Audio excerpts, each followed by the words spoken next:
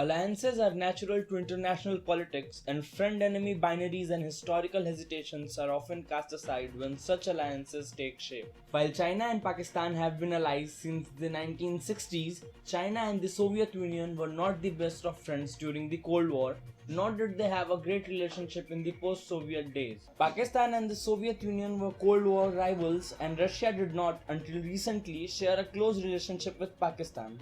All that is changing now, with them ganging up to undo American dominance in the region, among other things. The Afghan reconciliation process is a major focus of this new partnership. In a meeting in Moscow, they highlighted the importance of seeking a flexible approach to dealing with the Afghan Taliban.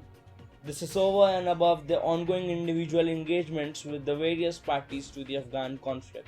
Clearly, this new axis of a resurgent Russia, ambitious China, and opportunistic Pakistan, in combination with other related developments, will not only diminish US power in the region, but could also potentially constrain Indian influence. Sino-Russian relations, through joint military exercises and the Russian sale of advanced weaponry to China, for instance, could hurt India's strategic options globally. Russia is looking beyond a reluctant India in South Asia. President Vladimir Putin has no time for diplomatic subtleties and tales about the long history of Indo-Russian relations.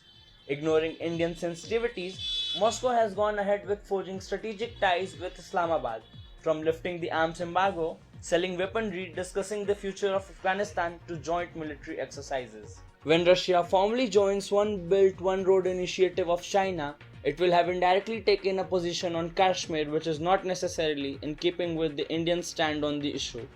If the Russian envoy's remarks at the Heart of Asia conference in December are anything to go by. Moscow is also taking a pragmatic stand on terrorism in South Asia. As Russia works with China and Pakistan to engage the Taliban, jettisoning its historic animosity to the group, India might find itself regionally isolated. The Afghan government is too weak to assert its primacy in the process. There was once a time when the US wanted to reach out to Taliban.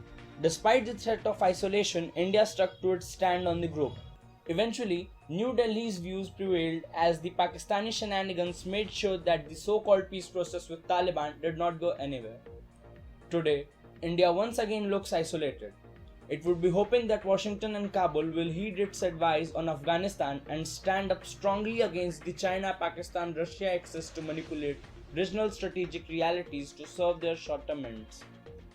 But hope is not a policy, and it is possible that New Delhi may have to revisit some of the fundamental assumptions of its foreign policy soon.